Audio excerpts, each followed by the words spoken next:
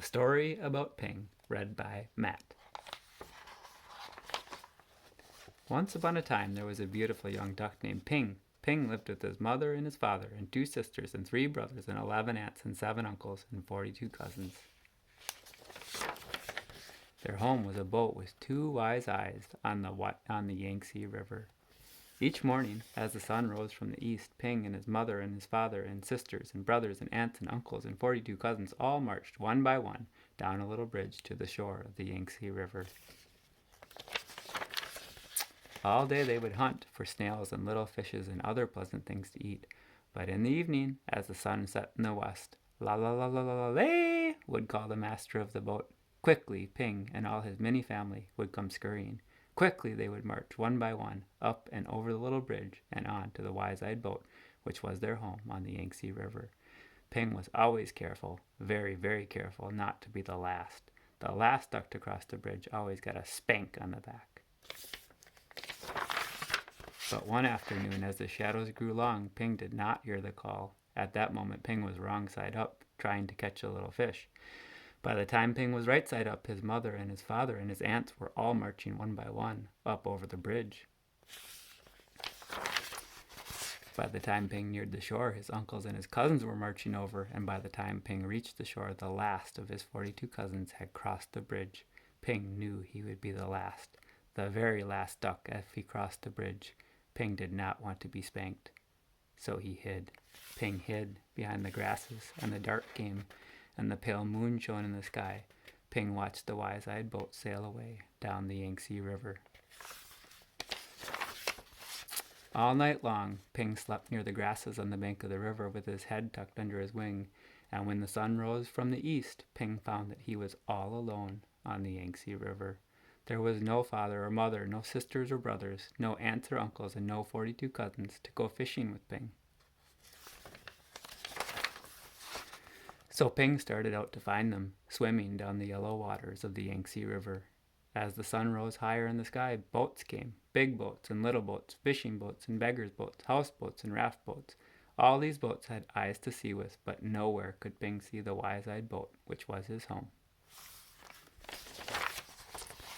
Then came a boat full of strange dark fishing birds. Ping saw them diving for fish for their master. As each bird brought a fish to his master, he would give it a little piece of fish for pay.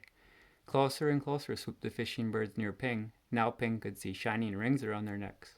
Rings of metal were made so tight the birds could never swallow the big fish they were catching. Swoop, splash, splash, the ringed birds were dashing here and there, all about Ping.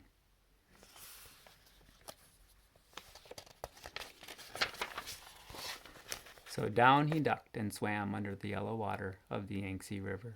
When Ping came up to the top of the water, far away from the fishing birds, he found little crumbs floating, tender little rice cake crumbs which made a path to a houseboat. As Ping ate these crumbs, he came nearer and nearer to the houseboat. Then, splash!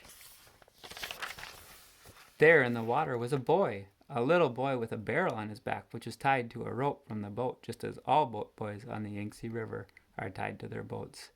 In the boy's hand was a rice cake. "Oh, oh!" cried the little boy, and up dashed Ping and snatched at the rice cake. Quickly the boy grabbed Ping and held him tight. "Quack, quack, quack, quack, quack!" cried Ping.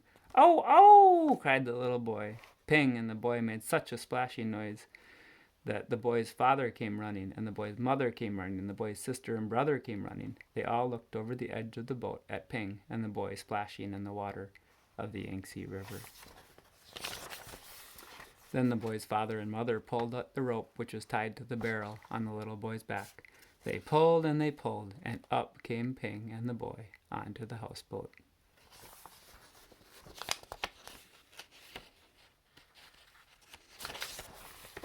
"Aha! A duck dinner has come to us," said the boy's father.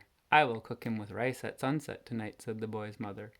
"No, no, my nice duck is too beautiful to eat," cried the boy. But down came a basket all over Ping. He could see no more of the boy, or the boat, or the sky, or the beautiful yellow water of the Yangtze River. All day long, Ping could see only the thin lines of sun which shone through the cracks in the basket. Ping was very sad. After a long while, Ping heard the sound of oars and felt the jerk, jerk, jerk of the boat as it was rowed down the Yangtze River.